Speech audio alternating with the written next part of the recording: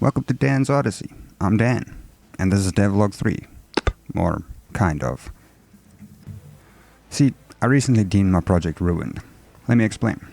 Rewind to about a week ago, give or take a few days. I finalized the pistol and rifle models, and textured them accordingly. I tweaked the ragdolls for the AI so that they're less jelly-like when falling down, and don't just simply disappear when they die. I started with what was supposed to be an introductory level, or a tutorial level, and along with that came the making of interactable objects, a simple interface that I could use to operate doors, platforms, switches, and pretty much anything I could put my mind to. It's a simple box that detects the player, and then when the player pushes the interaction button, it runs a pre-entered console command. Since this was a dreamlike level, I wanted to make a portal to take you from this surrealistic setting into more of a decayed urban place, without making the transition feel too absurd.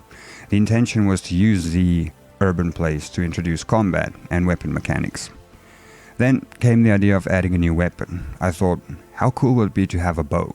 I recalled how satisfying it was shooting down death skeetos in Valheim or getting a headshot in Skyrim while sneaking around like a ninja. The idea seemed perfect. I mean, bows can be futuristic, right? Doesn't matter. Sometimes fun is more important than realism anyway. So like a kid with new crayons, I started setting everything up. Nothing too major. All I had to do was add another weapon integer so that the engine knows when we select the weapon and then give us the right animations and so on. Model and texture a bow. It's just my bow. Give it some animations if I was feeling brave, which I wasn't. It didn't even have the string. But I went with a recurve type bow just because it was less technical to model and animate. I could then add the character's animation and a projectile, aka an arrow, and boom. But sadly, there was no boom. Just the sad realization that the project has become cluttered with unused models and assets due to poor planning and constant changes. Some of the things had really janky coding and placeholder nodes within them that was never going to be used again.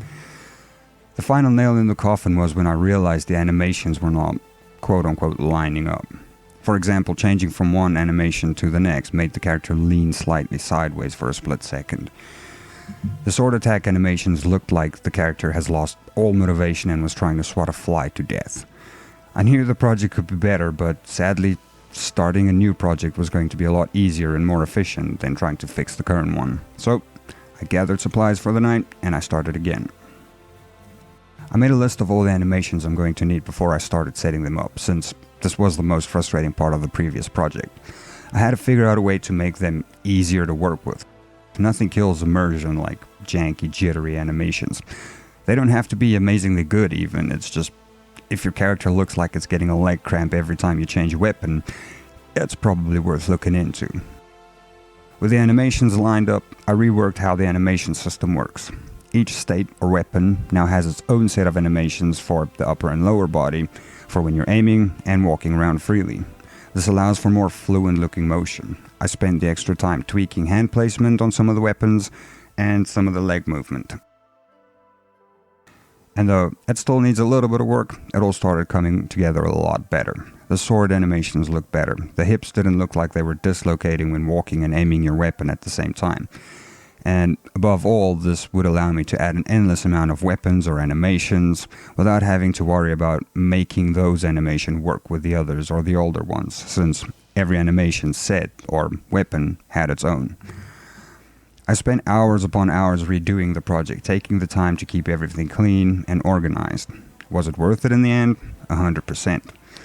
The project now feels more solid. I know exactly what is where and why. And above that, I've learned the importance of keeping stuff organized and being mindful when adding new assets or code. We now have a working pistol and rifle. The sword animations work and look 1,000 times better, and I finally got to add the bow I so desperately wanted, along with getting the arrows to stick to surfaces consistently. There's still mileage to go to get the project where the older one was, but the change has given me new motivation and drive to move forward with this. But that's all for now, and until next time, goodbye.